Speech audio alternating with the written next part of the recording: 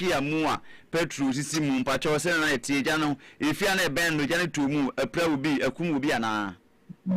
You know, one thing from our fearful and I say we're tearful, and I'm from Bushy, and from Bra, I mean, fee, wish, you cry for Wasa Ekrupon. I want in our family, I'll do another see, and near Kobani say, Kia, track dear, driver, or fat fuel, young fancy petrol, any baby. Now no or the co a team obubuno 1 gallon no the ma enkrofo now or the fee was a coupon in a order or bugoso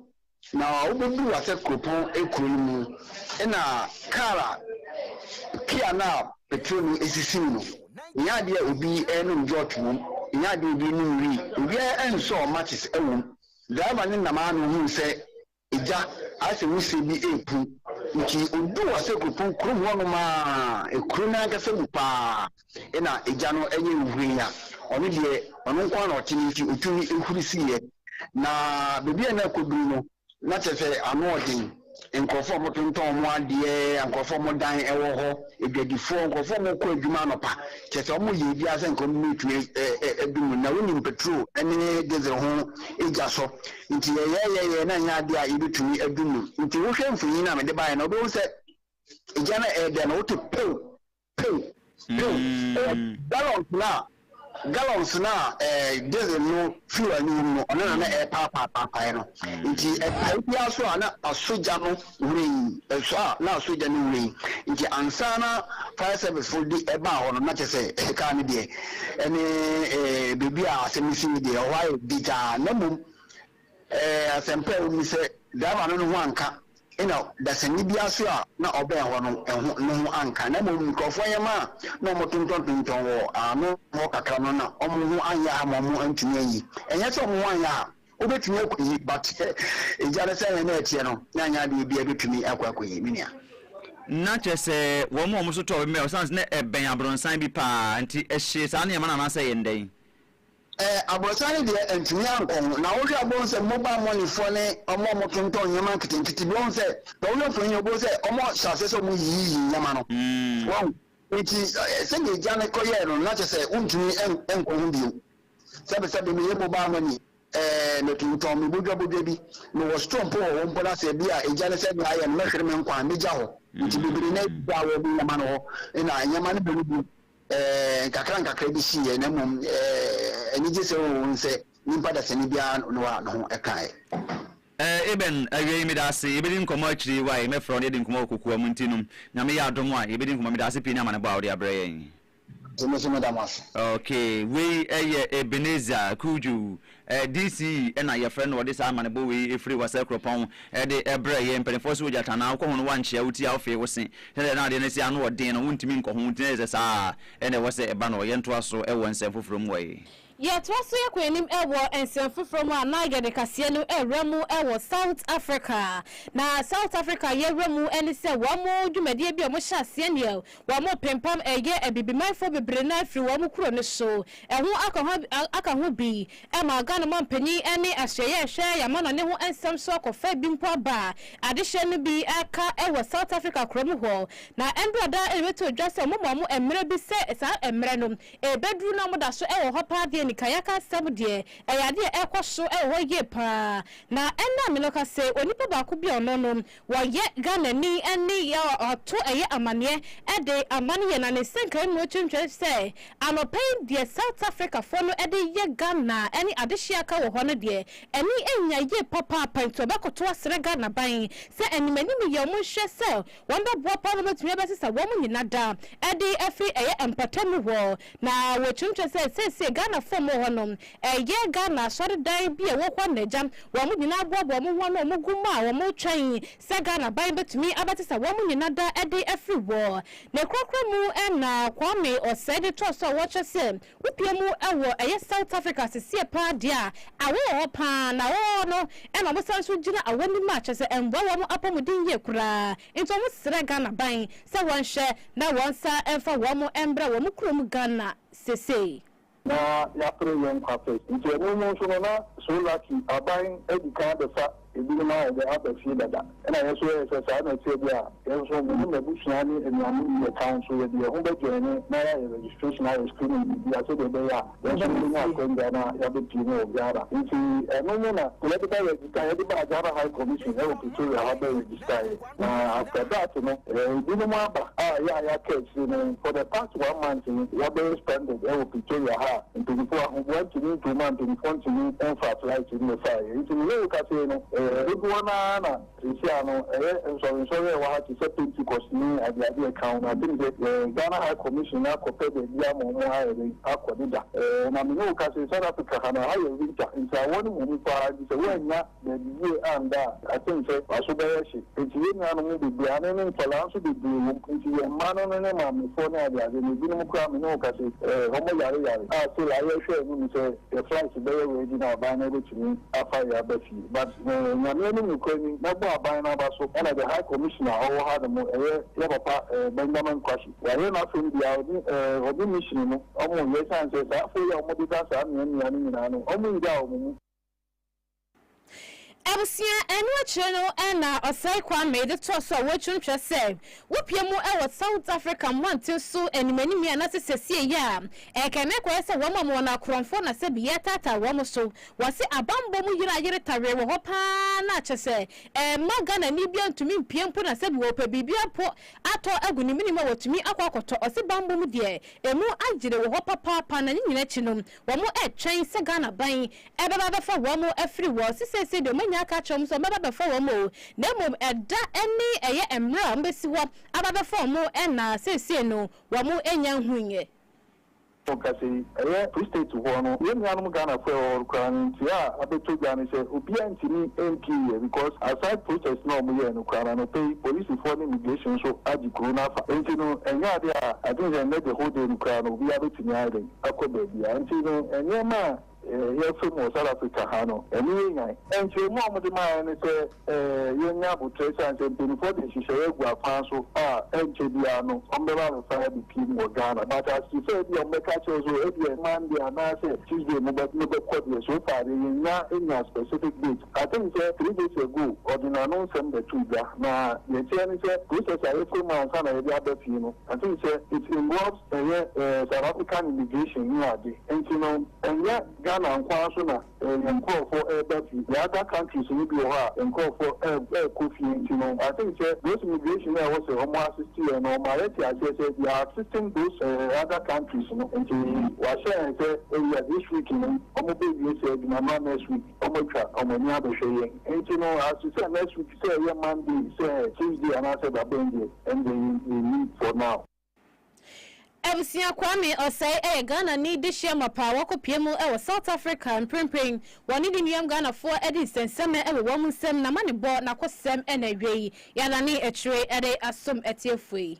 wo insu a eguso a eto enimu adwenkyira hodo oguso a ekoso na ne nyina mu na koye sobobo ensosobo nyina ekire a ebewie Ghana for ye nyina ye 3 sanse mpefo se duemu odue ewode sin metri so de ente ba na sape na ye de mu sentansa de nyina ne kwa akọbọ aban mu mpanifo kire se wonom na ye bobo Ghana sky ekowie onom sere so na motene teku sempo wa kire se 77 predo sam wo ba tan chefufu de ama ne mma ene so nam no saa na ekokoye na wotirem kire se insu a eto na no da enkran de ba ye kwesera na dwada ebewie branda ne enewuko ya wie masa ye kabisia wa kire se insu ni bisa na wie mu a eba na betopa de akobe ye se ye woda ni fere ne kwesera so onom ni nyina ye hwe ni mu boaboa ye ho se ye so bitumagina no wonom na owura ne de ni engineer amokote amon kote chem chesem wohwe mu a ni nyina no ye se anianda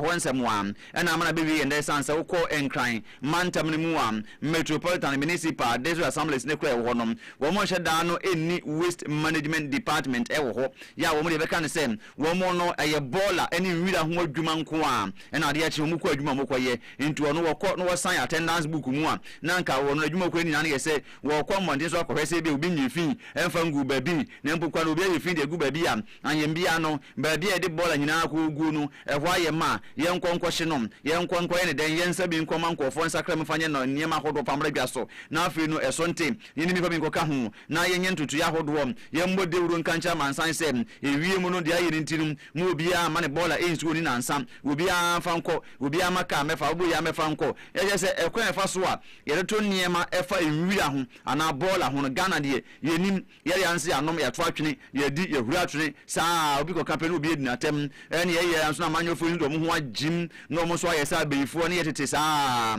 wo hawo ne amane ne atete ya ye se omumwa mo man ntumpom ni nyina mu na abewie ye ne entinum ye kande a enkefiri wo mu a wo mu ye nwira sa ukoto banchi sa ukoto bode nam na ere roba she ho na uba ya ototwene ba bia no wuri nipa wudi kan ya wo mansu eyira fa ye nyina ene koda nche aban mufo nso a wo mo mani ndahorom wo mo so etwa bewie won so ena ma nyina ye ho ekire ye nti obi ade ye wombi ena ama na bewie ye ne enka hai ye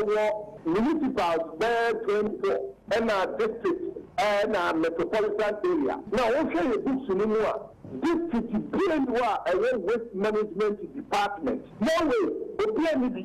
more environmental officers in the Yajimawo, Sabia, Edina Mabon. Only by municipal so the same thing. When municipal do on Kaha. Population is about 300,000. The only waste management department, how are you going to manage the waste? And into the area, and say, in fact, you are shaping the beer towards one company. I don't want to go there because there is some people for the bar. Our main and the waste management, I was starting from where we generate waste, and why I actually was manage waste and papa waste, so now say Yababa sister waste, They say waste now, yeah, Baba sister no plan. We at the economy. But through 1957, we're giving our waste disposal sites, Papa Bia, doing aha nti weni engineer amon kote na okasa wodim gase we no e free by 1957 no afia ma ankro de onum enso besi enne ne mfia wadi na se be wunya hu nyansa e wo wira ho de a ne nso yiri fa wa ho bia anya mo bo ma da san bia obi ye so be boa wo enti anu mu an na mo akra akra didi mu a abewi enne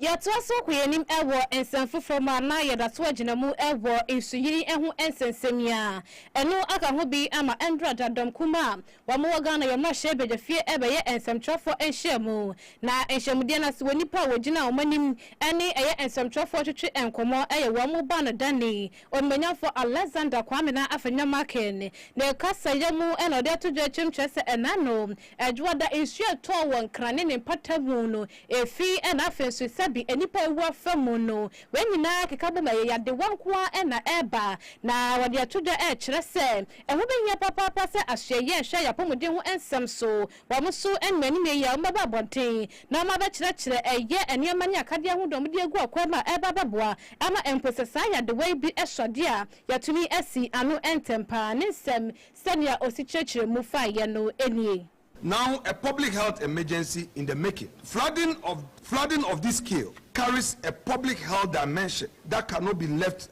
unaddressed. And our respected colleague Nana Ayu Efriye raised this on the House floor. Stagnant flood water mixed with uncollected rain and overflowing sanitation facilities create conditions for the rapid spread of communicable diseases, including cholera, typhoid, and other waterborne and vector-borne illnesses. The minority is therefore pressing for an urgent and substantive briefing to this House by the Minister for Health, setting out precisely what steps are being taken to monitor affected communities for early signs of disease outbreak, what emergency sanitation, clean water, and medical supplies have been deployed to flood-hit areas, and what surveillance and rapid response systems are in place should an outbreak occur. This briefing must happen without delay. The country cannot afford a public health crisis compounding a disaster that was itself avoidable. And what you know, and now on menu for Alexander Afanyama Kendi to us, what you say. A buying at a anti-flood task force beer. Woman, Wamosha say in Sujiri and Sadia Dinka and Tumikura and Sine Moabasa, Obayande. And no, and other to us, what you say, Sebi, a Jumana so moon to me and yet. Now, I hope your papa say, Betty said, money na every woman and Samo. Now, Yadi Asher, a manophone and Sanomon, Asher Mo and Hudu Dia, a coffee bag, and not so, Ama and Nano and Sujiri to me ebasa wase so mo ye hwehwemu ni hwe na so woni e de sa adwuma ne hye won sa no ekoba se wantumi anya odwuma anase wadwuma se ne sefata na eze se ye hye na de emrane da no ene wodi ne fenchem. Yesterday's flooding is the clearest evidence that this task force produced no meaningful intervention on the ground. If serious drainage works, the silting of flood mitigation infrastructure had been undertaken, the impact of the rains, however heavy, would have been measurably reduced. Instead, entire neighborhoods went underwater, exposing the gap between government rhetoric and government delivery. The minority is calling on this House to establish a parliamentary committee specifically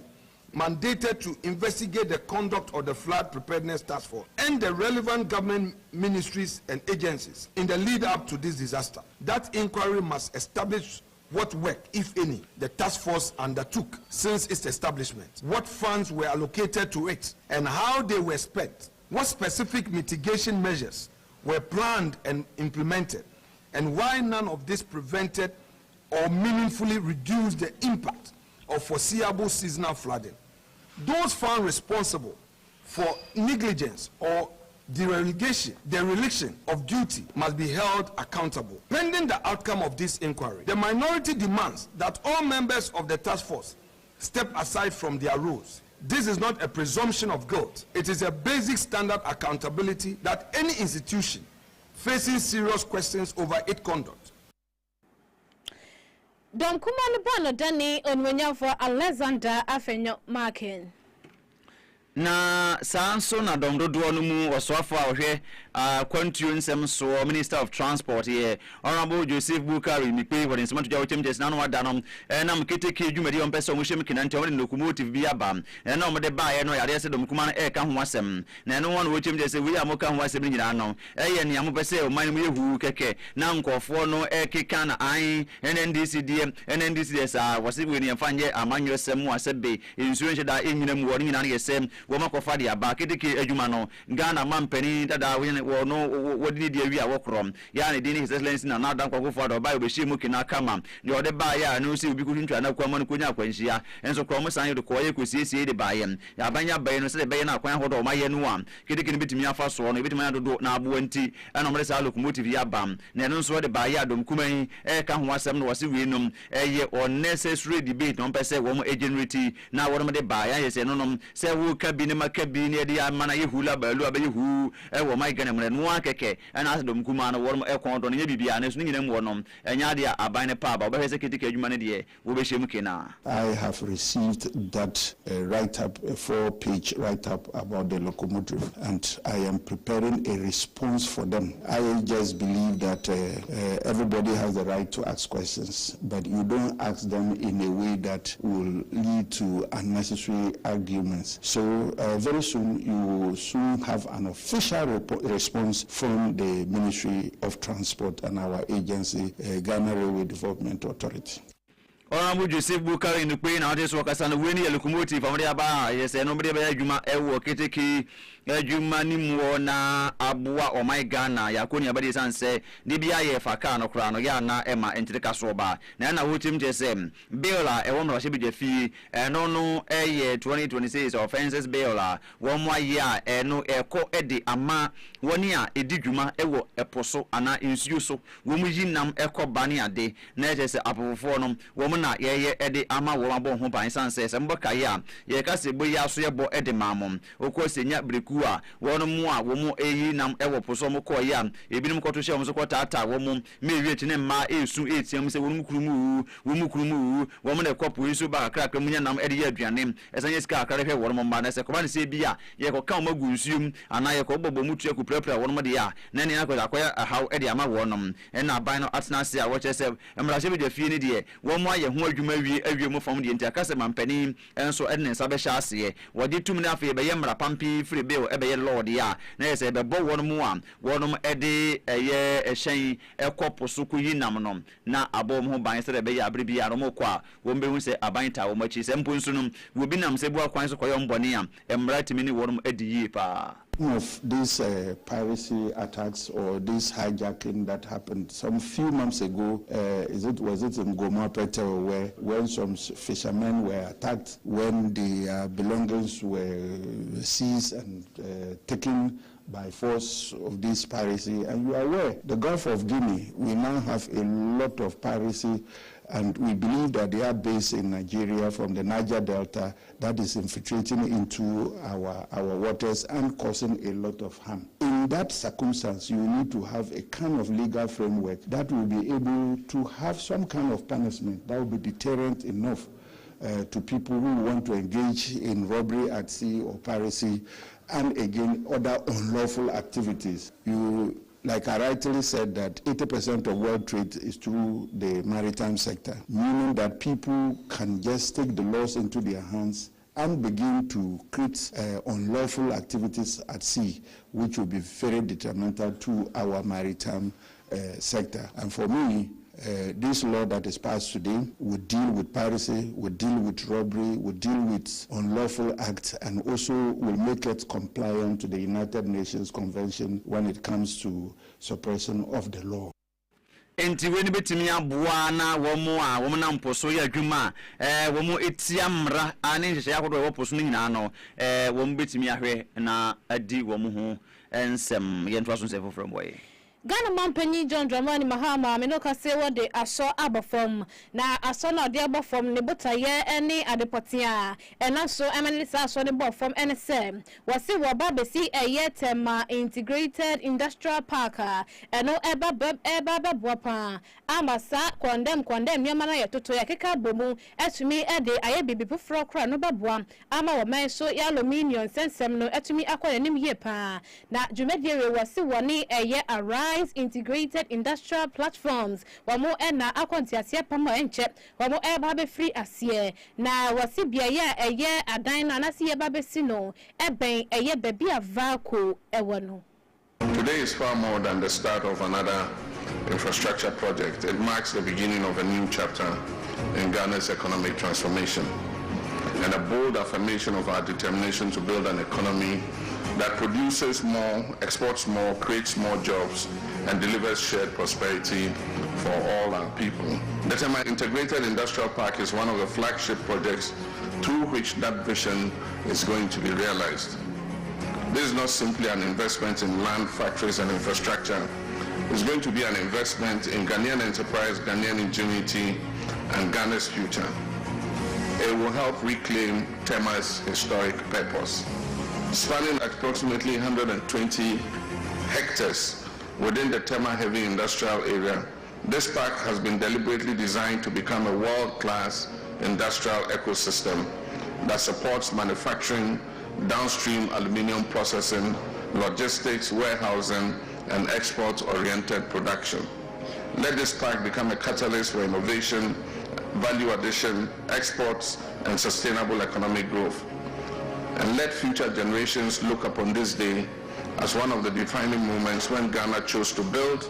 to manufacture, and to compete, and to prosper. Ghana Mampenyi John Dramani Mahama.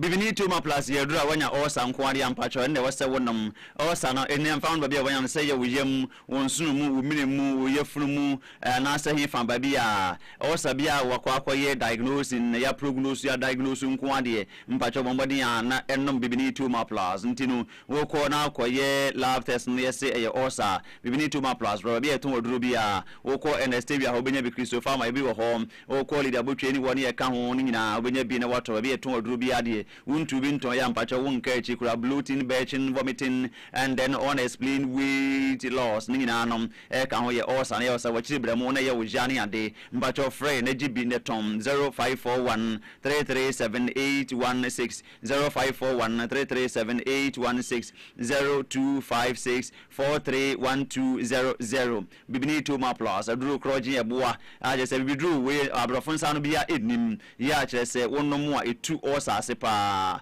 ebe ye free homa ho abawo Big Joe Paint Enterprise ho ne yetu paint awodo nyina ye mfrafra na woni kala bia wotom mu amoye painters awodo painting ko for dan container na afi no ba ne school adan asore dan ne ade ne nyina mo ko Big Joe Paint Enterprise road akesi mpacho ya no wa frɛ no we 0557 599133 0557 599133 na Big Joe Paint wanye wo so asomdwe mum dunkwa area teachers cooperative credit union that cool for short savings account, shares account, and a child education account na face deposit ni nyina nom sika ho dwadi a ye didi ama wo wutusu ato akra no wagina so age besia ana se bontepon wayi wade de koye wadwuma business loan na wopem ana se so mu hia sika na mo de ayem bibi cooperative loans ni nyina nom mo ba betima aboa amam bi wo dat ku mpacho wusika bi a wusi ne fakosi wo dat ku wai bi nso a na sika bi aba wunsem putupuru na wonhunu ne awo mfanye wohia futu wo ho so akọ na dunkwa area teachers cooperative credit union dat ku for short yam wow wo sa futu no ho we yen wo se we kwae wasa kropon di aso dunkwa no fin ye wo abanya ya sabia no achi ho anasa forestry commission achi ho ye si guest house kama pai honso yetimi ma amanfo beda hojo ma homi ane border form pam ya bedsheet ho mattress ni dem ho just a washroom tv bo bibia ye fu nyanya kama pa number be frɛ no say yesika 7 komodie ana guest house na ubuki a 0332 228-000 na yenye woso ewo dat kwatana ye Richland Catering Services ban jollof rice, fried rice, plain rice na fenu any tomato stew ni stew bi a benkuni slapia benkuni okru stew ya betie na wohiam any nkate nkwan na ase bi a benkwan nkruma akra da chira ni nyina na ye Richland Catering Services fufu ban esenuane ahodo nyina no wam wo ko Declan Florence obedi nyina ede amount ya chese woni dom na wo ho a wonu ma ye adwuma local drinks ni kumie no banu so bulu ni kwadu ni jese watermelon money fruit juice ahodo wa wachinchi na wode aye drinks ahodo wa no say no wode meat pie aka ho roast bread money pizza mo waffles mo nyina no wo ye bi wo wa bo apa mbese mo hia mo ye meeting kakra bi awo na bese so afa nyina call Richland Hotel na Richland Catering Services yenhwem na ye nsom wo bese bi a ye wedding engagement funeral any meeting bi na mo ye na dwumam kura na mbese bi a Richland enye dwene kakra bi mfamre mo a ni nyina na place order no wa ye edi amount isan so mo sa no bopa ye wo Richland Hotel a e wo present ase number ye 0541 192060 0541 192060 0542 5509 now only Richland Catering Services in come what we ni sanom mu di we Richland Catering Service or Richland Hotel insu am bonom special ice natural mineral water insu was monom ne smart up mineral water na purified drinking water mama yakusu prince adawro wodi abadun kwa no fin say ye wedding ye ware ye bibia insu ye de ko kire wase nom special ice na face smart up make am wasemi ene insu kroje aye nom adwuma mu efie ba bia dispenser e wo ho na ohia bottle one so nyina wo sabeka bim wo kwa ampa wada ro be se bodo bia ohia bia wo sabeka ya wo ni mama yakusu prince nkasa wo 0545 805 261 0545 805 261 na amia yakusu prince wonye wo so Vego Target Electricals and Home Appliances ho na yetu eniema ba na bobs ahodo metal box na fe no one week gang mom cable, S rod, ceiling standing fan, wall fan, fridge TV, door keys, China doors, and a building materials. Even a screw bag and a do soup. Yeah, you two are cotton who see retail bright kitchen appliance nina AM Vego Target Electricals. I want to come for a day armor war. Yeah, I am free run about no so any park is in the refuse because my quanosona and I'll be 0545 501 710 0557 235569 na yemwa e WhatsApp wan so madawro maboa yen maide kase mba somwa wie ketewe sinye dudu owura na mmom na odum mpam ya na wa share dia ka bia na yede be pie wo so akenkanfo awie no eye ohene ejekum tabono na afi mame akosia akoyera si papa lunch cafe etwaso